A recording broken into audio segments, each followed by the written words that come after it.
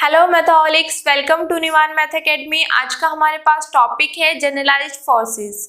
जैसे कि हम जनरलाइज्ड में ही बात कर रहे हैं, सबसे पहले हमने पढ़ा what is the definition of generalised coordinate, उसके बाद हमने जाना जनरलाइज्ड वेलोसिटी एंड एक्सेलरेशन। आज हम देखेंगे कि जनरलाइज्ड फोर्सेस क्या होते हैं, किस तरीके से उनको डिफाइन किया जाता है। ठीक है। और एक बात और, यहाँ पे जब हम जनरलाइज्ड फोर्स की बात कर रहे हैं या जनरलाइज्ड में बात कर रहे हैं तो ऑब्वियसली वहां पे हमारे पास जनरलाइज्ड कोऑर्डिनेट आएंगे ही। ठीक है। देखो, to every coordinate Q i, हर एक coordinate Q i there corresponds a generalised force Q i. यहाँ पे हम जनरलाइज्ड फोर्स के बारे में बात करें तो वहां पे बोल दिया जनरलाइज्ड फोर्स क्यू आई, जहां पे आई की वैल्यू मेरे पास 1 2 सो ऑन एन तक जा रही है। अब देखो, मैंने बोला कि जब हम जनरलाइज्ड फोर्स की बात करें तो इसका मतलब हम जनरलाइज्ड कोऑर्डिनेट की बात करेंगे। तो जब हमने जनरलाइज्ड कोऑर्डिनेट के बारे में पढ़ा था तो हमारे पास जनरलाइज्ड कोऑर्डिनेट क्या होते हैं, Q1 Q2 so on Qn। इतना क्लियर? ठीक है। तो वही यहाँ पे आई की वैल्यू हमें वेरी करके बता दिया। जैसे मैंने यहाँ पे कोऑर्डिनेट लिया है क्यू आई, ठीक है, तो आई की वैल्यू कहाँ से कहाँ तक जा रही है, 1 से लेके n तक। तो इसका मतलब आई की वैल्यू 1 पुट करेंगे तो Q1, 2 पुट करेंगे तो 2n Qn। ठीक है। तो मेन चीज जो है हमारे पास जनरलाइज्ड कोऑर्डिनेट के बारे में ही बताया जा रहा है। दूसरी चीज देखो यहाँ पे बेटा, to every coordinate Q I, मतलब हर एक कोऑर्डिनेट के लिए, Q1 के लिए, Q2 के लिए, सो ऑन Qn के लिए, हर एक कोऑर्डिनेट के लिए there corresponds a generalised force Q I. मतलब Q1 के लिए अगर मैं Q1 कोऑर्डिनेट की बात करती हूँ तो Q1 कोऑर्डिनेट के लिए जनरलाइज्ड फोर्स Q1, Q2 के लिए Q2, कैपिटल है ये स्मॉल है, स्मॉल Qn के लिए कैपिटल Qn। मतलब हर एक कोऑर्डिनेट के लिए मेरे पास क्या आएगा, जनरलाइज्ड फोर्स, जो जनरलाइज्ड फोर्स है वो अलग अलग। ठीक है। Q1 के लिए कैपिटल Q1, Q2 के लिए कैपिटल Q2, Qn के लिए कैपिटल Qn। ये दोनों Q ही है पर स्मॉल है देन दिस कैपिटल। ठीक है। अब ये किस तरीके से आएगा, जब हम इसका जनरलाइज्ड फोर्स का जो डेरिवेशन है, जो फॉर्मूला है, जब हम ड्राइव करेंगे, इसको निकालेंगे तो वहां से पता चल जाएगा कि जब मैं आई की वैल्यू 1 पुट करूंगी तो मेरे पास Q1 आएगा, आई की वैल्यू 2 पुट करूंगी तो मेरे पास Q2 आएगा, आई की वैल्यू n पुट करूंगी तो Qn आएगा। ठीक है। तो उसके लिए हम यहाँ पे जनरलाइज्ड फोर्स को डिटरमाइन करते हैं। अब डिटरमाइन करने का दिस इज ये पूरा मेथड है। अब देखते हैं किस तरीके से इसको जनरलाइज्ड फोर्स को हमने डिटरमाइन किया है। सबसे पहले हम कंसीडर करेंगे the elementary work of effective forces on virtual displacement. हमें पता है वर्चुअल डिस्प्लेसमेंट क्या होती है, दिस। इफेक्टिव फोर्स को हम इस चीज से डिनोट करते हैं। ठीक है, effective force and this is virtual displacement. अब मेरे पास आता है यहाँ पे वर्क, ठीक है, और वर्ड भी यूज हो रहा है एलिमेंट्री वर्क। तो एलिमेंट्री वर्क को हम इस तरीके से डिनोट करते हैं, डेल ए। ठीक है, क्लियर? ये इस तरीके का साइन है दिस, ओके, डेल ए। अब मेरे पास अगर सिंपली हम बात करें तो वर्क का क्या फॉर्मूला होता है हमारे पास, किस तरीके से उसको डिफाइन करते हैं। वर्क जो होता है हमारे पास, work equal to force into displacement, यही होती है हमारे पास। ठीक है। तो अगर हम यहाँ पे एलिमेंट्री वर्क की बात कर रहे हैं, देखो एक बार और लिख देती हूँ, work equal to force into, मतलब मल्टीप्लाई है, इनटू डिस्प्लेसमेंट। ठीक है। तो मुझे यहाँ पे एलिमेंट्री वर्क के बारे में बताना है। तो एलिमेंट्री वर्क के लिए मुझे फोर्स का पता होना चाहिए, देन डिस्प्लेसमेंट का। तो उसके लिए यहाँ पे जो फोर्स यूज किया गया है वो इफेक्टिव फोर्स को यूज किया गया है, और डिस्प्लेसमेंट की जगह यहाँ पे वर्चुअल डिस्प्लेसमेंट। ठीक है। तो अगर सिंपल सी चीज है, अगर मैं यहाँ पे नॉर्मली जो मेरे पास है, अगर मैं वर्क निकालती हूँ तो मेरे पास क्या होगा, फोर्स इनटू डिस्प्लेसमेंट। और यहाँ पे हमने के जो kth पार्टिकल है ना, उसके लिए किया हुआ है। और k की वैल्यू कहाँ से कहाँ तक जा रही है, 1 से लेके n तक। अब देखो क्या किया गया है, मेरे को पता चल गया work equal to force into displacement. तो मेरे पास यहाँ पे पार्टिकल जो है मेरे पास n पार्टिकल्स है, मतलब ऑब्वियसली n पार्टिकल्स के बारे में बात करें, पूरा चैप्टर जो है वो n पार्टिकल्स पर ही कि n पार्टिकल है, ठीक है, उसी से रिलेटेड हम बात कर रहे हैं। अब यहाँ पे हमने जो एक पार्टिकल की अगर मैं बात करूं तो ये आ जाएगा, तो वही हर एक पार्टिकल का हम निकाल रहे हैं। तो मेरे पास जो एलिमेंट्री वर्क आ जाएगा वो किसके इक्वल आएगा, ठीक है, फोर्स इनटू डिस्प्लेसमेंट। अब यहाँ पे फोर्स क्या यूज हो रहा है, इफेक्टिव फोर्स, एंड डिस्प्लेसमेंट कौन सी है, वर्चुअल डिस्प्लेसमेंट। तो हमने effective force into virtual displacement, तो ये मेरे पास क्या आ गया, वर्क आ गया, ठीक है। अब मेरे को ये एक पार्टिकल का लिया मैंने, के की वैल्यू क्या जा रही है, यहाँ पे 1 रखेंगे, फिर 2 रखेंगे, फिर 3 रखेंगे, फिर 4 रखेंगे, और ये समेशन का मतलब है सबको ऐड कर रहे हैं, 1 के लिए, 2 के लिए, 3 के लिए, फिर सबको ऐड करते चले गए n तक, ठीक है। तो मेरे पास जो टोटल वर्क आया, this is the elementary work. Elementary work क्या होगा मेरे पास, effective force on virtual displacement का, और इन सब जितने पार्टिकल्स हैं हमारे पास n पार्टिकल्स हैं उन सब के लिए अलग अलग करके सम कर दिया, ठीक है। This is equation number first. ध्यान इसी तरीके से रखना है, हम बात एक पार्टिकल के लिए करेंगे, फिर उसी की हेल्प से हम जितने भी हमारे पास पार्टिकल है उनका निकाल लेंगे, ठीक है। हमें पता है वर्क इक्वल टू होता है हमारे पास फोर्स इनटू डिस्प्लेसमेंट। तो फोर्स का मुझे पता है, यहाँ पे इफेक्टिव फोर्स लिया, देन डिस्प्लेसमेंट वर्चुअल डिस्प्लेसमेंट ली, तो दिस इज द वर्क, ठीक है। फिर इसमें क्या किया, मैंने सिर्फ kth पार्टिकल का निकाला। k की वैल्यू मेरे पास कहाँ से कहाँ तक जाएगी, 1 से लेके कैपिटल n तक, क्योंकि जब पार्टिकल्स के नंबर्स की बात चलेगी तो 1 से लेके कैपिटल n तक जाएगी, और जब मैं जनरलाइज्ड कोऑर्डिनेट की बात करूंगी तो वो स्मॉल 1 से लेके स्मॉल n तक। तो इस चीज में कंफ्यूजन नहीं रखनी है, capital n number of particles की बात कर रहे हैं, स्मॉल n हमारे पास जनरलाइज्ड कोऑर्डिनेट की बात कर रहे हैं, ठीक है। तो मेरे पास यहाँ पे ये मेरे पास वर्क आ गया, ठीक है। तो मेरे पास तो पार्टिकल्स तो n है, तो ये मेरे पास kth पार्टिकल की बात चल रही है यहाँ पे, तो k की वैल्यू मेरे पास क्या होगी, 1 से लेके n तक। तो मैं क्या करूंगी, फर्स्ट पार्टिकल, सेकेंड पार्टिकल, सब पार्टिकल्स का लूंगी, उनका सम कर दूंगी, तो मेरे पास टोटल वर्क आ जाएगा, तो जिसको बोला गया यहाँ पे एलिमेंट्री वर्क।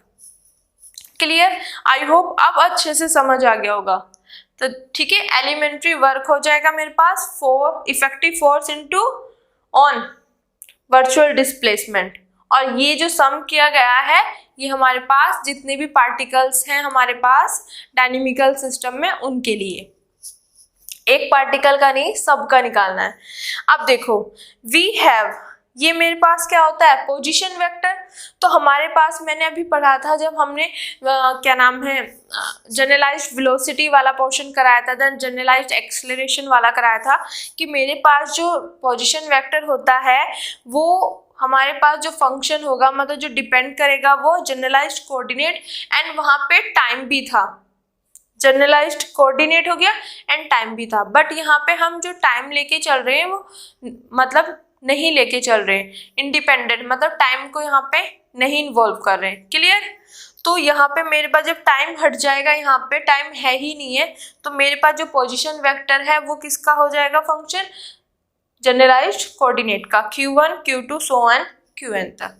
इतना क्लियर, क्योंकि कंसेप्ट वही है कि मेरे पास डायनेमिकल सिस्टम है, ठीक है, और वहाँ पे n पार्टिकल्स है, और हर एक पार्टिकल मेरे पास क्या है, n जनरलाइज्ड कोऑर्डिनेट से स्पेसिफाइड है, तो वही कंसेप्ट यहाँ पे है। तो मेरे पास यहाँ पे क्या आ गया, इस जगह पोजीशन वेक्टर। अब मेरा मेन टारगेट देखो यहाँ पे, ये मेरे पास क्या है, एलिमेंट्री वर्क है, देन इफेक्टिव फोर्स है।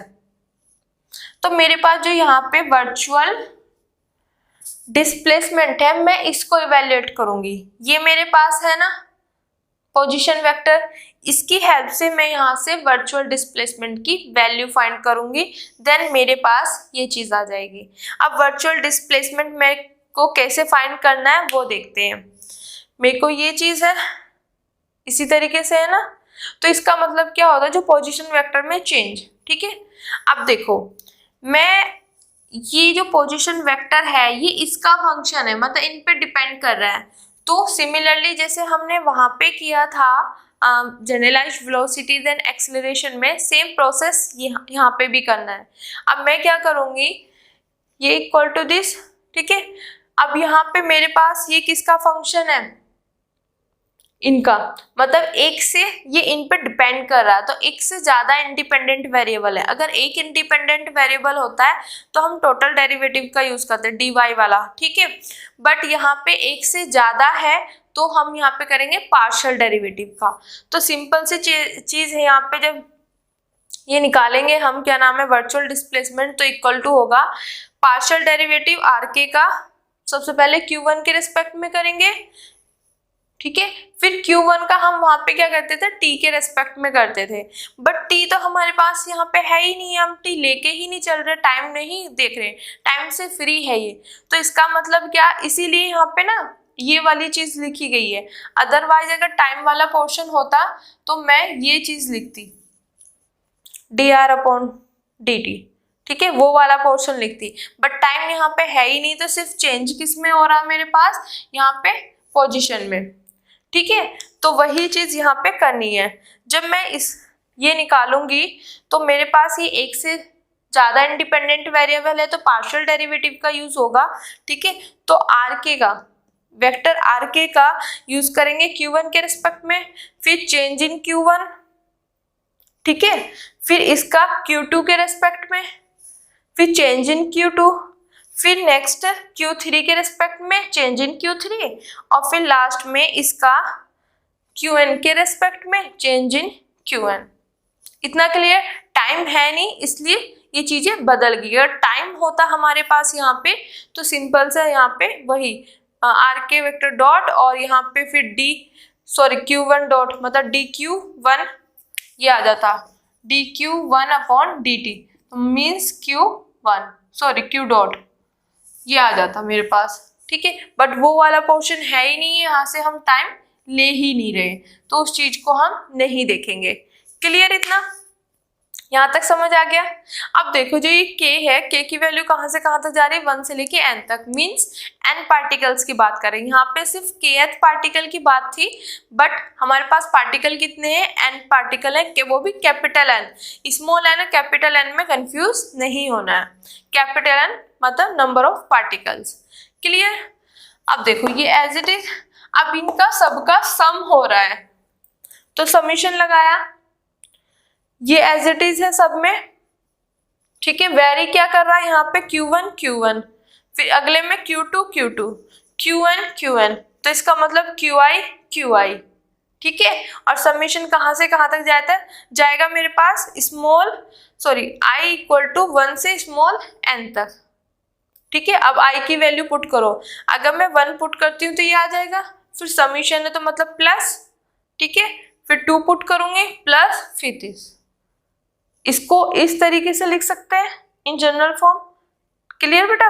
और यहाँ पे k हमारे पास कहाँ से कहाँ तक चल रहा है, 1 से लेके कैपिटल N, क्योंकि this is the number of particles, और ये यहाँ पे जनरलाइज्ड कोऑर्डिनेट के बेस पे चल रहा है, क्योंकि हमारे पास यहाँ पे Qi जनरलाइज्ड कोऑर्डिनेट है ना, Q1, Q2 so on Qn, तो i की वैल्यू मेरे पास 1 से लेके n तक।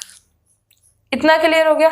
अब मेरे पास ये आ गया, ये क्या है मेरे पास, वर्चुअल डिस्प्लेसमेंट, ठीक है। अब इसकी वैल्यू मैं यहाँ पे पुट कर दूंगी, तो from equation number first and second से वी गेट, इसकी वैल्यू यहाँ पे पुट कर दी, ये सब चीजें एज इट इज, ठीक है, ये एज इट इज, और यहाँ पे इसकी वैल्यू मैंने रख दी, ठीक है।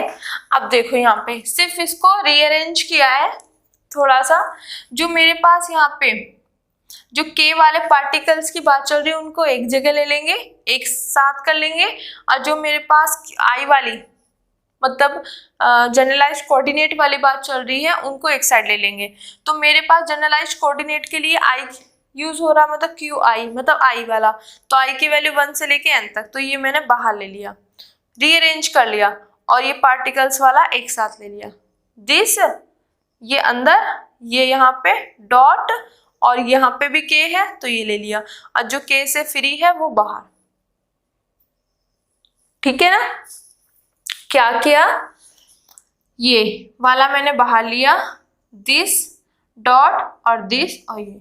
कहने का मतलब जो के वाली चीजें मतलब नंबर ऑफ पार्टिकल्स वाला वो एक साथ कर लिया, जहां जहां पे के उनको एक साथ ले लिया, और फिर क्या है जो आई वाला वो अलग ले लिया। ठीक है, जैसे भी हमारे पास सिंप्लीफाई करते हैं तो हम क्या करते हैं, केथ वाला एक साथ ले लिया, फिर आई वाला उसमें, तो हमने ये एक साथ ले लिया। ठीक है, सिंप्लीफाई कर लिया, दिस एंड दिस। ओके, अब देखो इस पूरे को मैंने मान लिया क्यू आई। ठीक है, तो मेरे पास del a equal to summation as it is, इसकी पूरे की जगह मैंने लिख दिया क्यू आई और this is del Q I. अब देखो एक चीज देखो, क्यू आई